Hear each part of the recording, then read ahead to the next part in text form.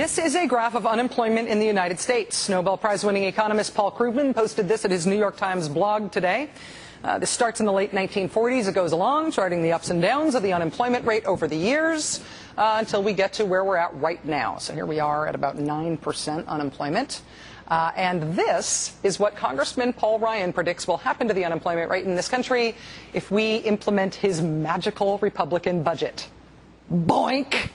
The red line there. Really? Paul Krugman adds this helpful economic symbol to the graph to help us understand Paul Ryan's projection here. The economic symbol he adds to the graph is a big red question mark. The unemployment rate Paul Ryan says his magic Republican budget will create is 2.8%. Has unemployment in the United States ever been 2.8% in, say, the last 50 years? No, it has not. But believe, people, believe. If the Beltway media could stop making out with Paul Ryan for long enough to look at what's actually in his budget proposal, they might notice that some of the important numbers in it appear to be made up.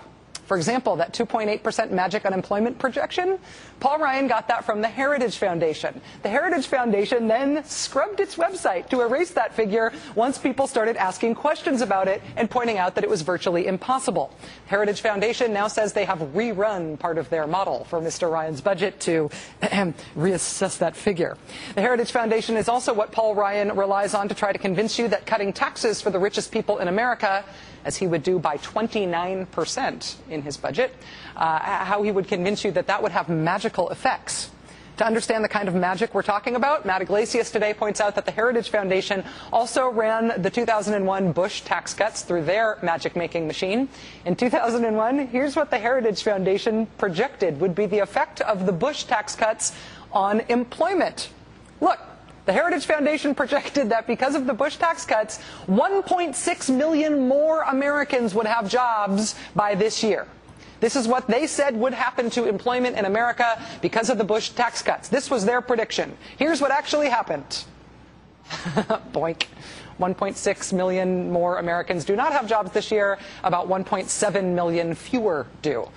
This is the same magic that Paul Ryan is using in his Republican budget this year. It's the Heritage Foundation that told him that massively cutting tax revenue would raise tax revenue. Believe.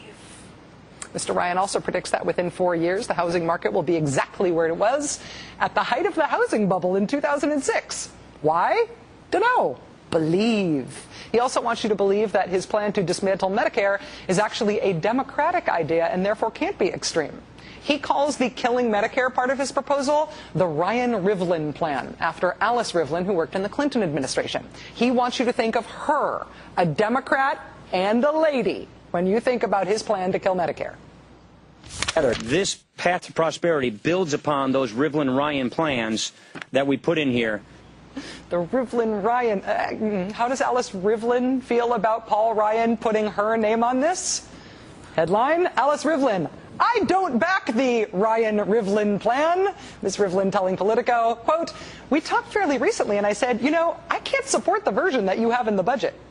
The Congressional Budget Office, which is nonpartisan, which tends to produce actual numbers, they analyzed Paul Ryan's budget today. They found that it will actually make the national debt go up over the next 10 years. And by killing Medicare, the elderly in this country would be paying a much larger percentage of their income for health care. Dean Baker saying today that it would be a majority of their income. I doubt that actual numerically based, fact-based information will penetrate the smoochy love bubble surrounding Paul Ryan right now. He has done a remarkable job of romancing the Beltway media.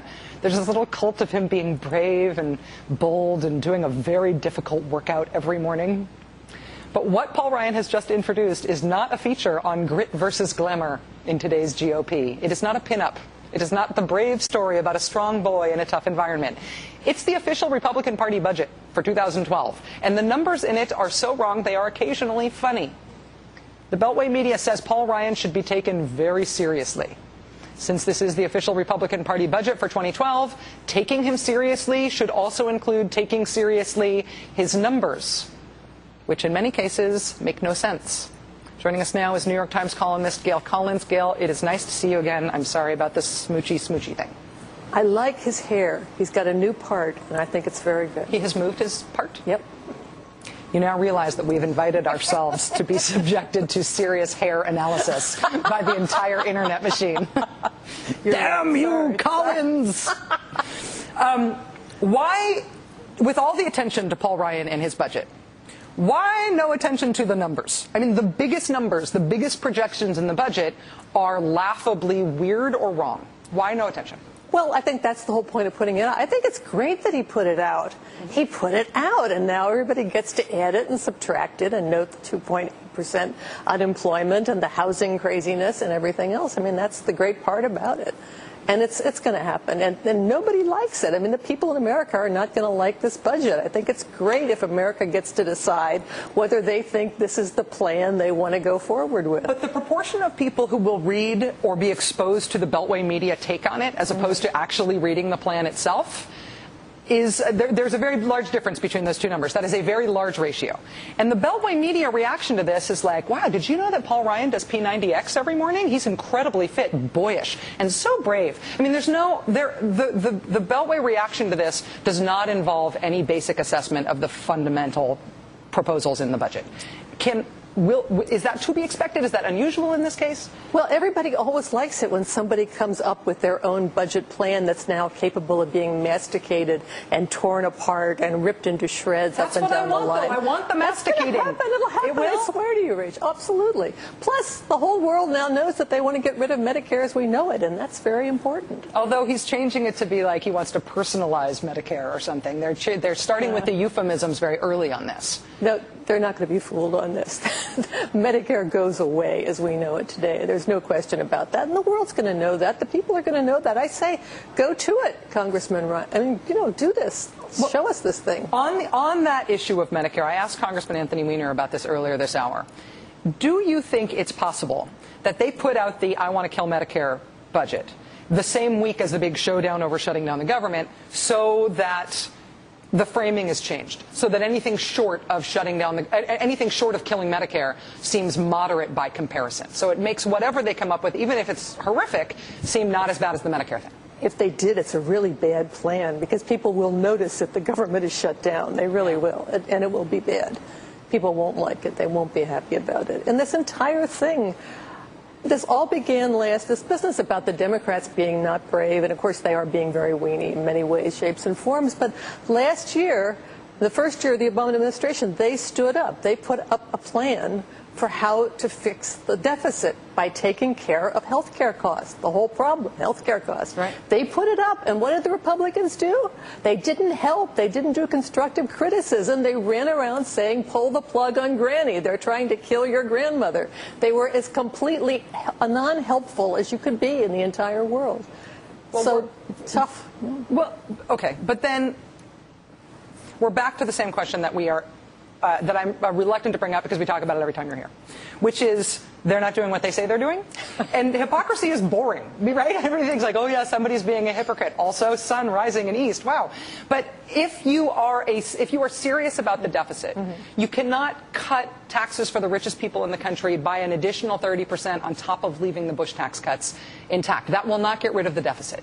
And yet, Paul Ryan is lauded coast to coast and on every show as this serious guy who's really concerned about the deficit and doing what is serious about it. And there is no connection between what is attributed to him and what he is actually offering. But he's put it out, so now we can discuss it. He's screwed everything up. It's a big mess. The numbers are all wrong. He's killing Medicare as we know it today. He's doing nothing whatsoever about all the people who aren't covered by health insurance right now. He's ruining all the attempts to control medical spending. Medical costs are not going to go down at all. He's doing all those terrible things. So fine, he's been brave. He works out in the morning. He's got a better part.